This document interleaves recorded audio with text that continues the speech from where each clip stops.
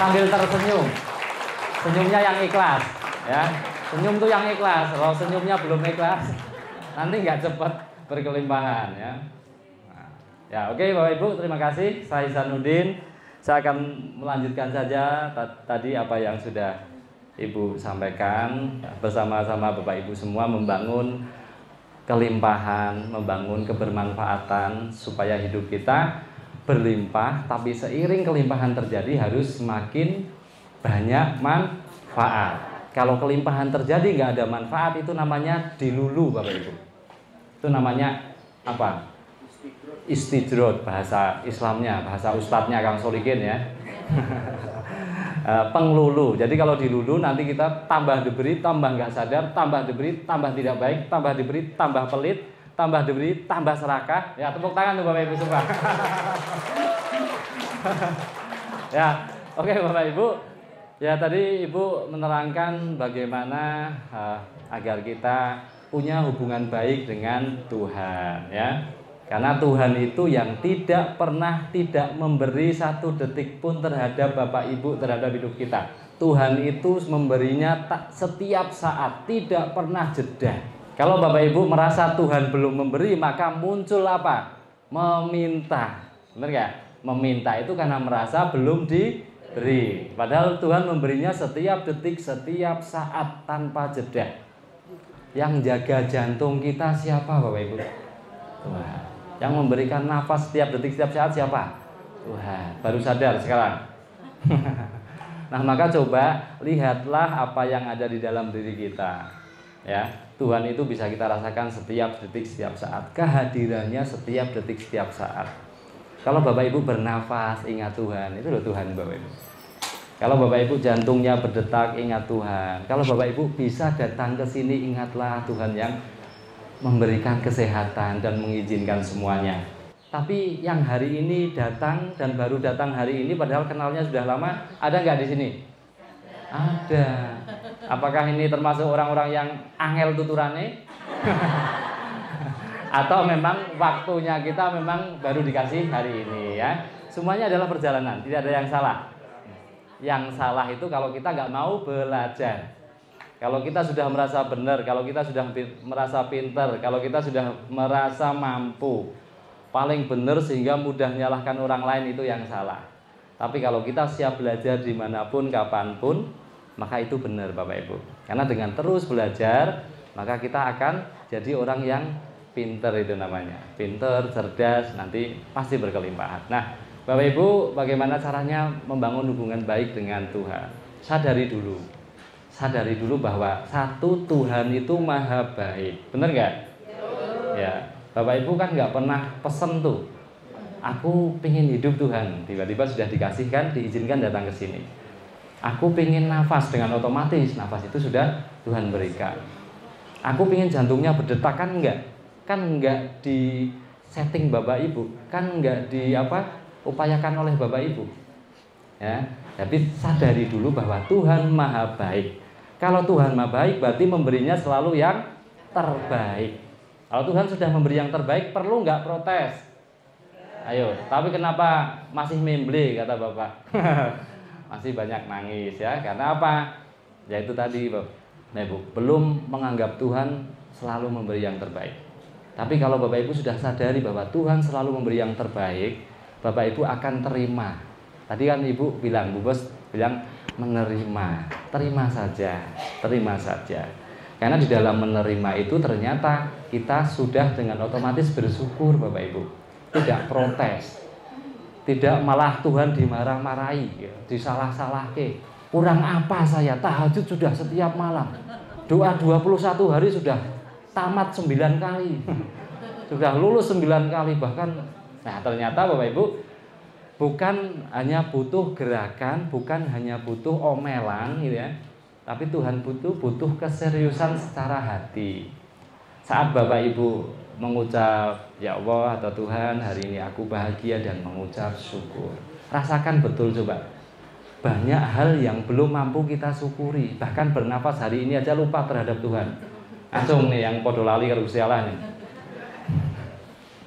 Ya. Betul Bapak Ibu. Nah itu loh keadaan diri kita. Maka Bapak Ibu untuk para Bapak Ibu yang hari ini sedang dalam ujian yang merasa ujian itu berat, ya, ketahuilah bahwa dengan cara itulah Tuhan ingin menguatkan. Atlet binaraga itu kalau bebannya ringan terus ototnya jadi besar enggak? Enggak. Ya. Pakainya 1 kilo terus malah turun jadi setengah kilo. Ototnya kayak saya ini Bapak Ibu, enggak pernah angkat beban.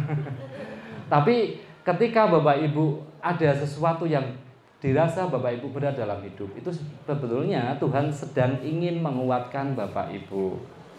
Ya, jadi sadari bahwa cara Tuhan itu memakai proses, bukan Bapak Ibu minta Tuhan tolong aku diberi kesabaran gitu, terus tiba-tiba sering langsung sabar gitu. Enggak. Ketika Bapak Ibu minta sabar, ya, selesai ibadah di gereja atau sholat, langsung serangan datang Bapak Ibu. Anak marah-marah, istri, suami marah-marah, ya. Terus telepon teman-teman juga marah-marah. Atasannya pergi ke kantor marah-marah. Nah, dengan cara inilah Tuhan ingin menguatkan karena mintanya sabar. Berarti Tuhan mengabulkan enggak itu? Mengabulkan. Tapi ketika dikabulkan malah enggak terima. Itu kan? Jadi model-modelnya kan seperti itu. Ya, jadi karena inginnya sabar Bapak Ibu, maka harus diuji dong. Masa akan kenal, akan ngerti, akan tahu kalau kita kuat tanpa adanya sesuatu ujian yang harus kita selesaikan. Maka ketika datang sesuatu yang besar yang membuat Bapak Ibu itu istilahnya menjadi berat, sadari bahwa itulah cara Tuhan menguatkan. Kalau Bapak Ibu sadar itu cara Tuhan menguatkan, berarti Bapak Ibu akan siap berproses. Oh, ini cara Tuhan memproses saya. Oh, ini cara Tuhan menguatkan saya, gitu kan? Jadi akhirnya apa? Setelah ini aku akan menjadi Wonder Woman, ya, Superman, gitu. Kalau Bapak Ibu tidak pernah mengalami hal-hal besar, maka Bapak Ibu akan jadi orang biasa-biasa saja. Nah, banyak orang pingin luar biasa yang dilakukan biasa-biasa saja. Bisa nggak kira-kira? Nggak bisa, ya jadinya orang ya biasa-biasa saja. Maka kalau pingin jadi yang luar biasa, maka cara berpikirnya pun harus luar biasa. Yang dilakukan juga harus luar biasa. Kalau kebanyakan orang lain mengeluh, Bapak Ibu bersyukur, itu luar biasa.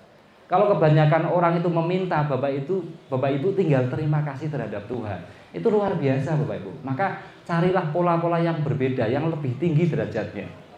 Maka Bapak Ibu pasti akan mengalami kehidupan yang luar biasa. Karena apa? Polanya luar biasa. Ibu bos ini luar biasa. Ya, seorang suami yang hebat itu pasti ada pendamping-pendamping hebat. Ya. Dan saya di sini berdiri sini itu karena dicipta oleh ibu ini ternyata. Dicipta oleh ibu. Saya tuh dipuosoni sama ibu, Bapak Ibu. Ya. Ben orang macem-macem gitu sih ya, karena pikirannya masih mau macem-macem gitu. Tapi macem-macemnya yang baik-baik ya. Nah, Bapak Ibu, jadi kita Bapak Ibu hari ini sedang dibentuk, sedang dibekali oleh semesta. Jangan khawatir, jangan mimpi, jangan sedih. Masalah itu pasti akan berlalu dan berlalu terus. Ya. Kan sudah, kalau masalah ini kan sudah pada lulus nih. Masalah yang kemarin lulus, datang masalah baru, ya. Masalah baru nanti lulus lagi, datang masalah baru lagi. Kan selalu seperti itu. Kalau hidup itu Bapak Ibu penuh masalah, ya memang. Kalau penuhnya wijen jadinya onde-onde. Benar nggak? Kalau penuh masalah itu pasti gitu.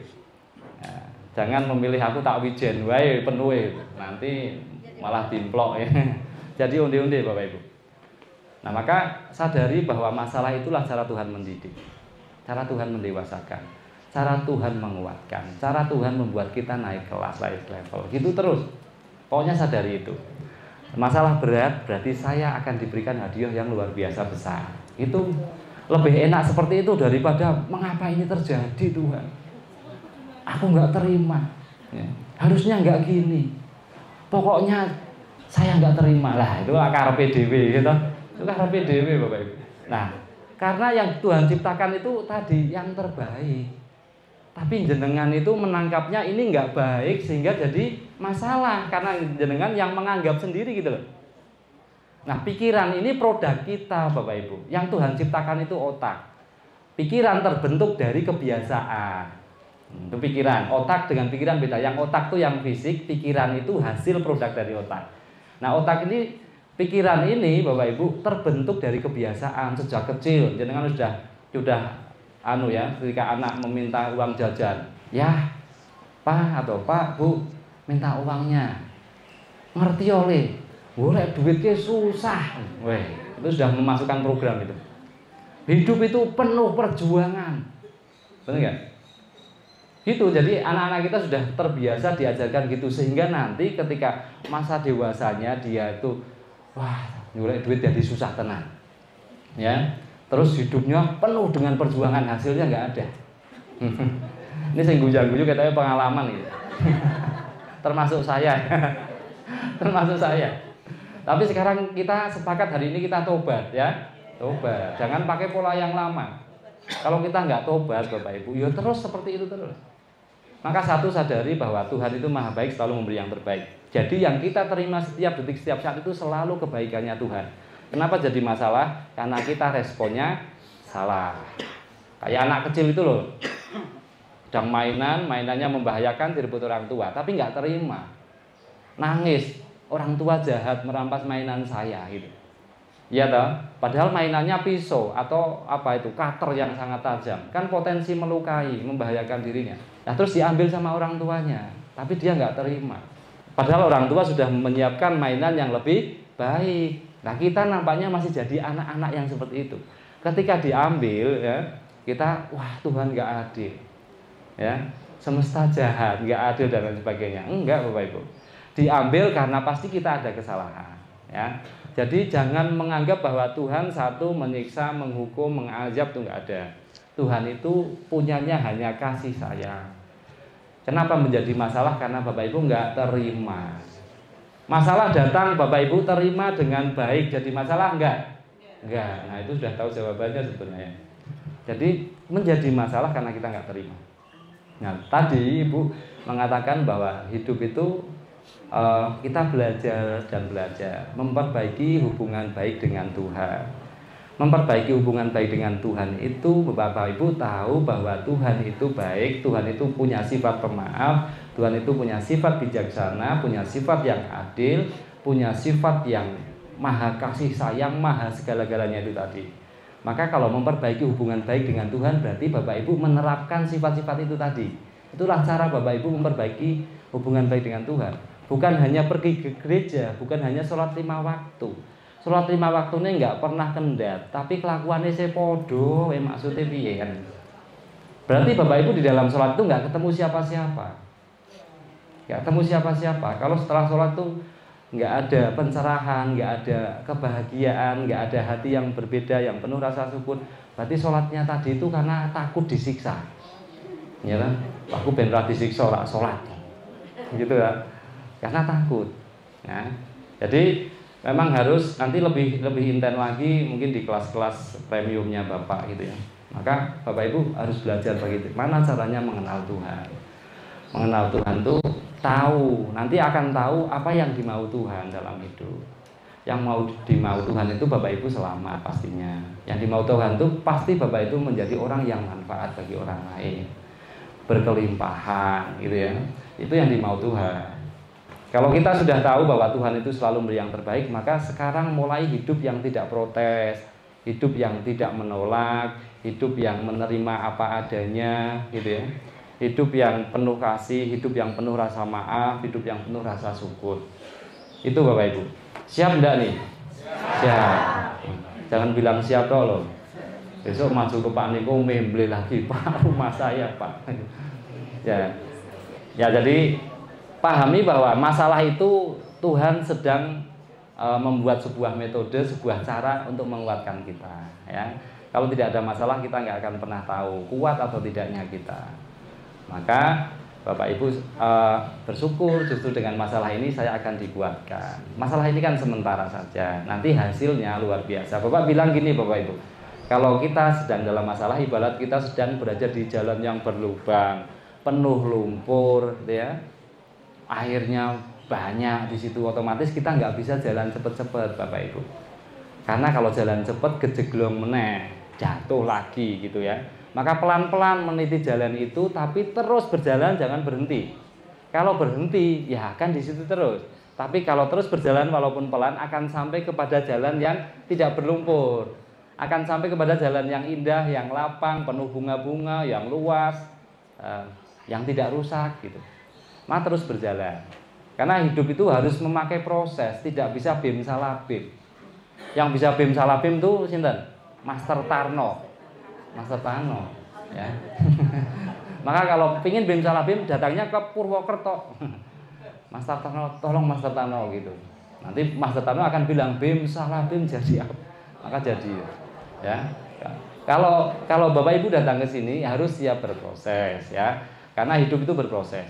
Tidak ada yang istilahnya instan ya. Pohon bisa berbuah karena dia dari biji, dia tumbuh, terus tumbuh, akhirnya berbuah. Kan gitu. Bapak Ibu juga sama. Karena proses ini sedang menguatkan, ketika Bapak Ibu sudah kuat, mindsetnya benar, prasangkanya benar, maka nanti tinggal berbuah.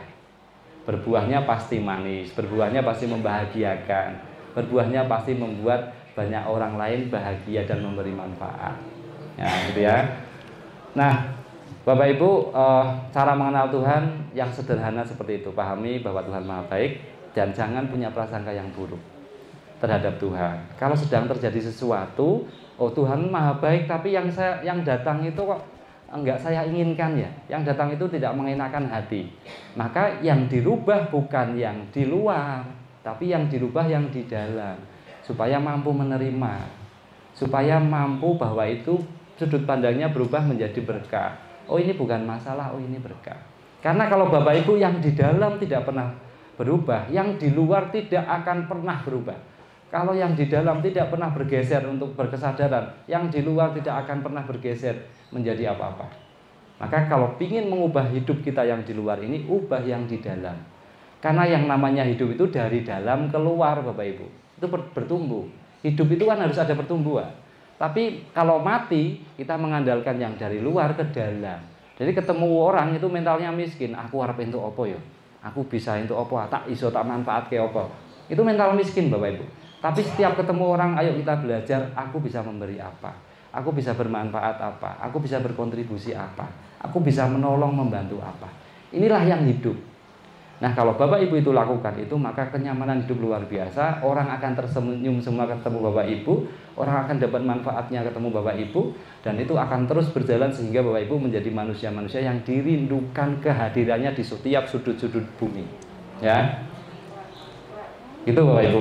Karena apa? Ini bagian daripada unit usaha Dinasti Nusantara Group. Bapak Niko membuat usaha itu tidak pernah money oriented. Usaha ini harus untung sekian, dalam target dalam 1 tahun harus sekian, nggak pernah. Tapi Pak Niko selalu membuat usaha, dan usaha ini, perusahaan ini harus memberikan manfaat sebesar-besarnya untuk banyak orang. Itu Pak Niko. Maka kita belajar dari Bapak.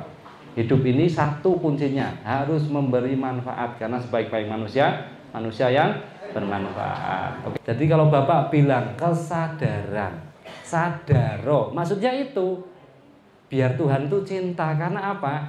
Tuhan kasih sayang, kita terapkan rasa kasih sayang gitu. Tuhan penuh maaf, kita juga menerapkan hidup yang penuh maaf. Itu Bapak Ibu syarat mencintai Tuhan. Nah kalau nanti seperti itu berarti Bapak Ibu sudah tahu, oh cara dicintai Tuhan itu dengan cara itu.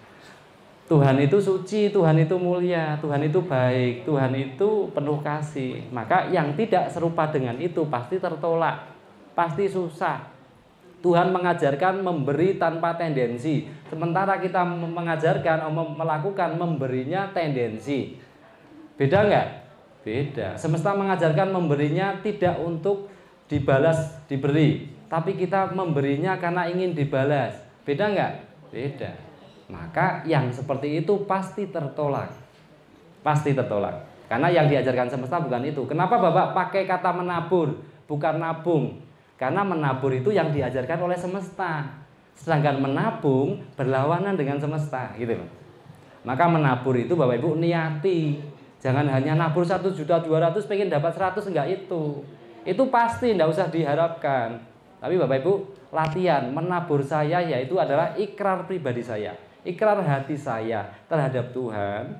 bahwa hidup saya akan saya penuhi dengan taburan-taburan kebaikan. Itulah esensi menabur, Bapak Ibu. Ya. Jadi esensi menabur itu ikrar hati kepada semesta, kepada Tuhan bahwa hidup kita akan dipenuhi dengan taburan-taburan kebaikan. Maka panenannya pasti kebaikan, dan panenan pasti lebih banyak dari jumlah yang ditanam. Jadi hukumnya ini yang perlu digarisbawahi, dicatat, kalau perlu ditempel di kamar yang paling besar. Hukum Tuhan itu kalau Bapak Ibu ciptakan sebab yang buruk, maka akan berakibat buruk. Kalau Bapak Ibu menciptakan sebab yang baik, maka pasti akibatnya akan baik. Itu hukumnya. By system, Bapak Ibu.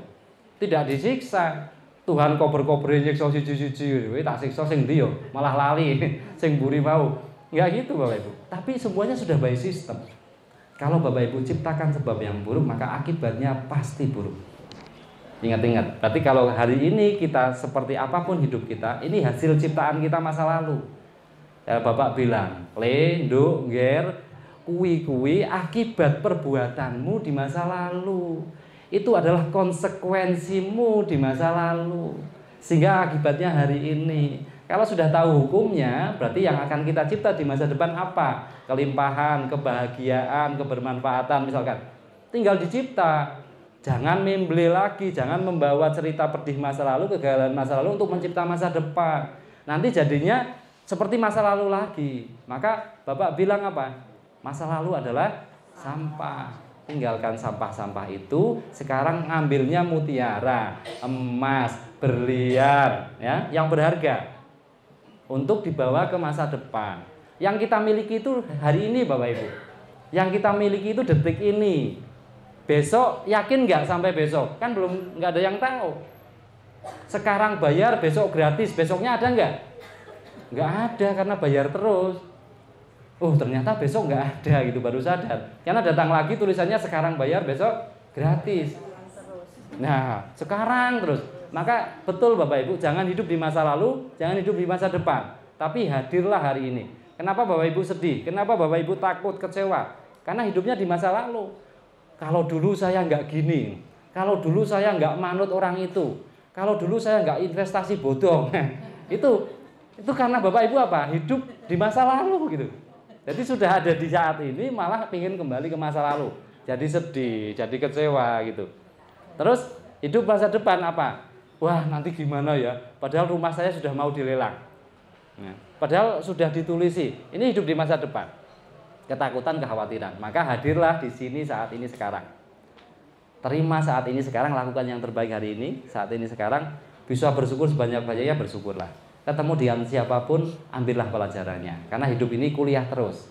Seperti ini sedang kuliah, nanti ketemu siapa lagi di jalan, kuliah lagi. Ketemu orang di rumah, tiba-tiba marah-marah, pengennya rumah rapi, ternyata rumah berantakan, marah-marah lagi gitu ya. Itu belajar terus Bapak Ibu. Tidak ada satu detik waktu pun yang kebetulan. Jadi ambil hikmahnya di situ.